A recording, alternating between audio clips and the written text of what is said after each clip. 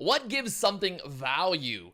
Today we're talking about this idea, right? Something having no value. People always equate cryptocurrencies, NFTs, to just one big Ponzi scam, that there is no value behind these assets. What really gives anything value? Today we're going to dive into this discussion and talk more about the idea of what really backs anything. Talking about it right here in this video, so make sure you stay tuned.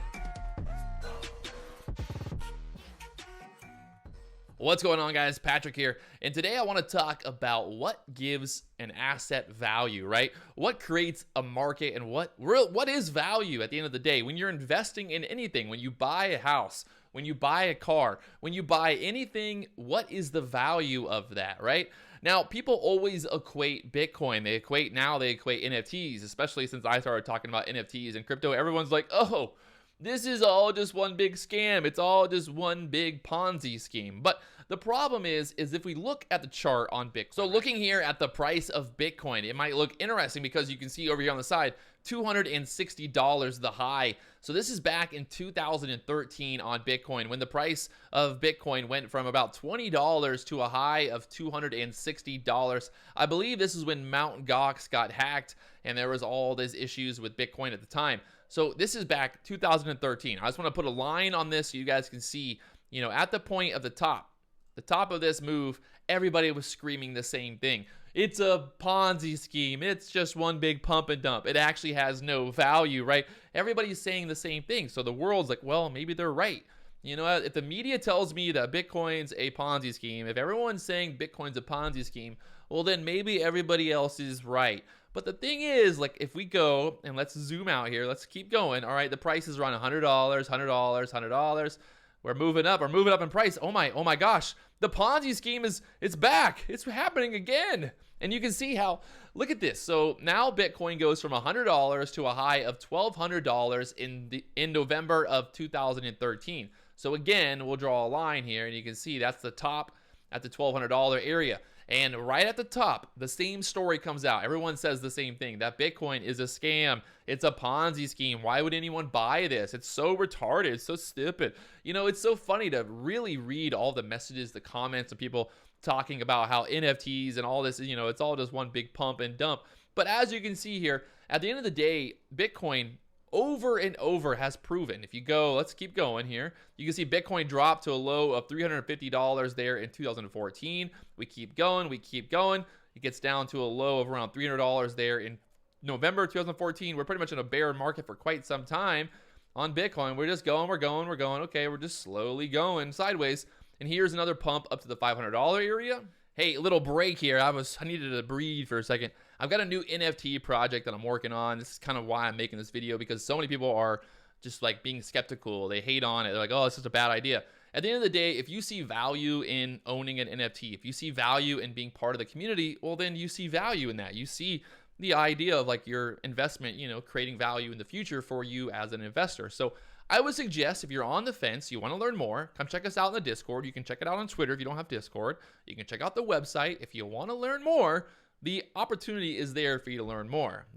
There's obviously risk with any investment, and this is not financial advice, but we will be minting on Wednesday, and I'm excited. We got a lot of really cool things happening and a lot of cool partnerships. We're going to be doing a lot of cool things. So if you guys haven't already, definitely check it out. It's LavaRunners on Twitter, and then I'll put a link down below for Discord. Again, we're just still going. And then all of a sudden, we start to get traction again going into 2017. And as you can see this move, we start around the $600, $500 level, and we start going. We get a high of $1,160. And then we keep going. Again, right there at the top, everyone's screaming the same thing. Bitcoin's a pump and dump. It's a Ponzi scheme. It's a scam. Well, now we keep going. And look at this. It goes to a high of $3,000. We keep going. Now we're in 2017. We're at a high of $5,000. We keep going. Oh my gosh. It's definitely a Ponzi scheme. It's definitely a scam, right? Oh, and we get a high of $20,000 on Bitcoin in cryptocurrency at the time. Now, look at this. Okay, we start to pull back again. Everyone who thought that Bitcoin was a scam, now they are correct, right? They're so smart because they basically called Bitcoin a scam at the high of $20,000 there in 2017, that Bitcoin was going to zero. Okay, that's fine. Let's keep going sideways here, people. Let's see how this scam turned out. We get down to a low around $6,000. We get some more pops. We keep some more drops there in 2018. We get to a low of $3,000. We start to get traction again. People talking about Bitcoin possibly not being a scam once again. And then all of a sudden, we get another big spike up here to the 14,000. We keep going sideways. And again, everyone is screaming the same idea. Bitcoin's a scam. Bitcoin is a Ponzi scheme. Okay, we keep going sideways here. Where do we go? What ends up? We get a low there in 2020 at the $4,000 level on Bitcoin. And guess what? Everyone says the same thing. Bitcoin's a scam. It's going to zero. Okay, that's fine. But what happens if I buy at $4,000 in 2020? It starts to go back up. Okay, cool. Wow, maybe Bitcoin's not a scam. It's going up again. Oh my gosh, guess what? We now just broke through that $20,000 level, which was previously the high, which is now all of a sudden this new bottom that we're at. And guess what? Oh my, what is happening?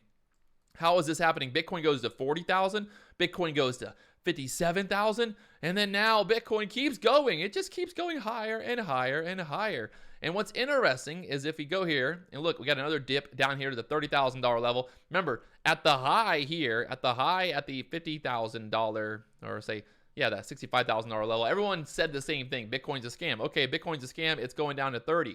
Well, guess what? It now rallies back to a high of $65,700 there in 2020. So if you go and you zoom out here and you look back at all the times that Bitcoin was called a scam, I don't know if I can do it. Let me go to the monthly chart here. If we zoom out here, can't go back that far. If we go to the weekly, if we zoom out and we look all the way back here to the first time that Bitcoin was called a scam, a Ponzi scheme, that it was all just a big Ponzi scam, has no value. If we go back to 2013, when that happened, and you, let's say that you listened to the media, you listened to people on YouTube who said that Bitcoin was worth nothing. Well, your $150 investment could have turned into $65,000. So doing the return on that, when everybody told you that Bitcoin was a scam, the return on that would be around 20,000% return if you would have bought Bitcoin in 2013 when everyone told you it was a scam at the highs. Again, if you would have bought Bitcoin here, let's say you bought Bitcoin at $20,000 when everyone said that Bitcoin was a scam back in 2017. When everyone said that Bitcoin was a scam and it was a Ponzi scheme, if you would have bought at the top during that year, you would still be up 250% since then. So since 2018, you'd be up 250% here on this current move. If we just, let's just say you bought back in 2020, just last year. Let's say you bought in 2020 when everyone said that Bitcoin was going to zero and it was worthless. All right, now you have now got a return of 1,200%, almost 1,300% there on Bitcoin if you would have bought just 1 year ago, a little bit over a year ago in 2020. So the story that I really want to portray here is that at the end of the day, value comes from a few different things. Value comes from the idea of future value. People, when they buy something, they believe it's going to rise in value, that it will have future value. People also, the value also comes from supply and demand. Something like Bitcoin that has a very limited supply, but it has a large demand, well, it'll increase in value because it's deflationary. You can't just print more and more Bitcoin out of thin air. You can create ICOs and different shit coins and things like that. You know, I understand I know the argument. People are like, yeah, but you can just make your own Bitcoin. That's totally fine. But at the end of the day, there will ever only be one Bitcoin. There will ever only be 21 million total Bitcoin. And I'm thinking there's probably around total, like maybe 18 million total after you think about how many that were lost and just have been lost to the metaverse here. So I'm really passionate about this because I think so many people are so quick to write something off, especially like with the NFTs now. Everyone's like, oh man, Patrick's just doing one big pump and dump. And that's obviously that's a valid argument. I would say, at the end of the day, it's a valid argument as an investor to look at something very skeptical.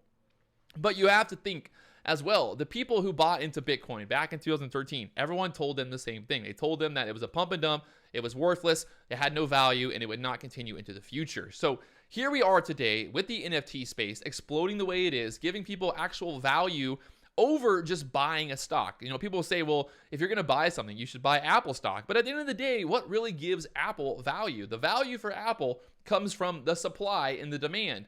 if people demand to buy Apple stock, people want to buy Apple stock, well, the price goes higher.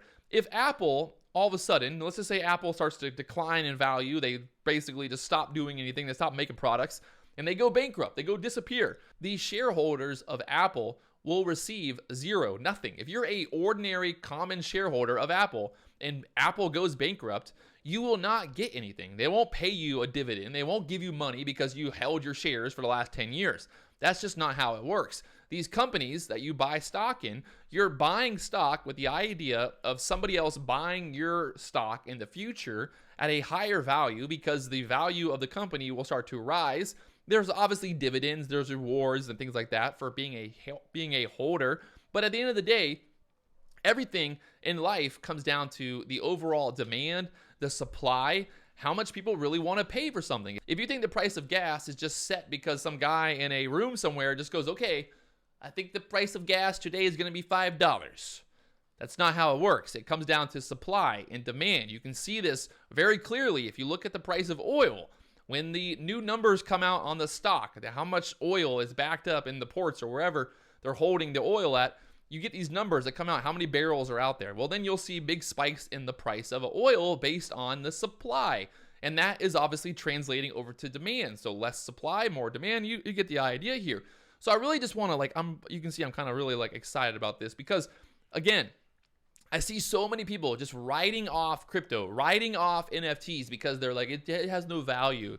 Nothing's backing it. But let's be honest, what really backs the US dollar at this point? Who's actually backing the US dollar other than the USA basically just saying that, hey, the US dollar is worth $1, right? So if you have $1, it's worth $1. But there's no actual tangible thing that's backing that other than the USA basically just having the biggest nuclear army or biggest nuclear stockpile. Really that's what it comes down to. The military, the USA military is basically what is backing the US dollar at this point. The government is so far into debt, the USA is so far into debt that they can never actually pay back that debt. They're going to get to a point where they can't service that. They can't service that debt. Inflation is running rampant. So anyone who says that oh my God, this is worthless because it has no value, well, you can look at the US dollar the same way. And the same argument goes for houses. If you want to buy a house today and there's a huge demand for buying that house, but there is no supply on the market, well, the value of the house goes up. But the problem is let's say in 20, 30 years from now, you have a new generation of people on the world, people like my age that are now 30 years old. They don't want to buy a house. Let's just say you have a whole new generation who does not want to buy a house. They just want to buy vans. They want to live on the beach. They want to be influencers, and they just want to travel the world. Now you have a whole new generation that is basically saying hey, we don't want to buy a house. We don't really actually have any demand to buy a house. So all the supply on the market for all these family homes for, 4 to 5 bedroom family homes. If the demand for those homes goes down while the supply keeps rising, because remember, they keep building more and more houses every day. They're building houses pretty much every day. There's a new house being built somewhere. The thing with Bitcoin is they're not building more Bitcoin. Bitcoin will at one point, there will be no more Bitcoin mined. It'll only be Bitcoin transferred back and forth. The miners will make money from the transfers, obviously, but there will be no more Bitcoin added to supply. I would say it's very small, the amount of Bitcoin that's mined every day and then put out to the market. You really got to think about it. Again, no matter what it is, if you're investing, no matter what you're investing in, there's always obviously the upside, there's the downside, there's a chance that that investment could, be worthless one day. Like I said, if you invest in a company, let's say you invest in Hertz or you invest in GoPro, you invest in any of these companies, if their business model fails in the future, your stock that you thought had so much value will be worthless. So if you're owning NFTs, if you're owning crypto, if you're owning stocks, if whatever you're owning in life, you should be owning whatever there is a demand for. So right now, I believe the demand for NFTs is going through the roof. And well, that's why I'm building a NFT community, because I see, upside potential. Obviously, there will be risk, there will be downside potential as well. But with anything in life, if I can make an investment, if I can invest $100 for a 3 to 4 times return, that's a good investment all day. If I'm only risking $100 to make $400, $500, well, I would do that investment any and every day. So if you guys haven't already, do me a favor, hit that like button, subscribe button. Let me know down below. What do you think? What is really the biggest Ponzi scheme in the world? And I think the biggest Ponzi scheme right now, and I might get banned from YouTube for saying it, is definitely the US dollar. I'll talk to you guys later on.